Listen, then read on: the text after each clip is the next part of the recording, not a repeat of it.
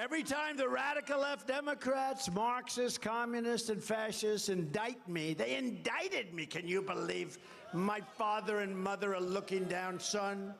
How did that happen? We're so proud of you, son. How did that happen? That wasn't a word that was in, but this is a political indictment. This was a Biden indictment. Even that stupid trial going on in New York, which has been totally discredited, everybody's been discredited. That's all comes out of the White House. That's to discourage people from voting. That's to hurt us. The only difference is we have a big voice. We're a very big voice. This is the greatest movement in the history of politics. And we have a great voice, and we're not going to let them get away with it. But every time I'm indicted, I consider it a great badge of honor because I'm being indicted for you. Thanks a lot, everybody. I appreciate it. Thank you. I'm being indicted for you. And never forget, our enemies want to take away my freedom because I will never, ever, ever let them take away your freedom. I won't let it happen. They want to silence me because I will never let them silence you. I will never let them do it.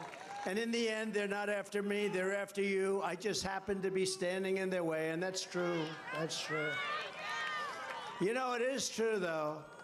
When you look at these crowds, it's crazy. If we had one of these candidates, pick the best one, whoever that is. I don't know that you have a best one. Well, one of them said last week that on the stage that President Trump is the greatest president in many generations. I sort of like him. You know who that is, right? I mean, how can I dislike him?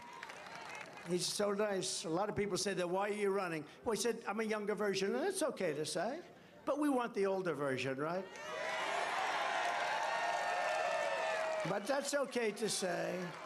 And you know, you got to remember, Biden's not too old. That's not his problem. He's too incompetent. He's not old.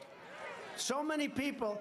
I know a man that fought all his life to make money, and he became a billionaire from 80 to 90. From 80 years old to 90, he made all of his money, became a very rich man, fought his whole life, and he made all of his money. Some of the greatest leaders in history have been way over 80. Some of the people I know, some of the smartest people, I have one of them here tonight. He's one of the most incredible businessmen in the world, and I won't say he's over 80, but let's say he's right around that. I don't want to insult him. The great Ike Perlmutter, he's right over here. He's one of the greatest businessmen. He owned Marvel. He sold it to Disney. He's not too happy with Disney going woke, I will tell you, but he's one of the greatest businessmen.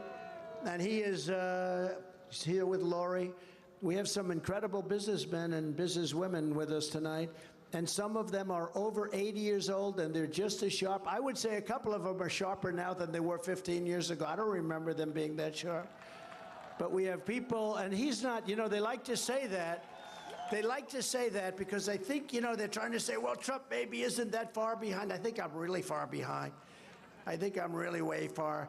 But his problem is not age. They keep saying that. His problem is that he's grossly incompetent. And by the way, 25 years ago, he was incompetent, too. He had the worst foreign policy judgment of any human being. And the Secretary of State said it. The Secretary of Defense said it.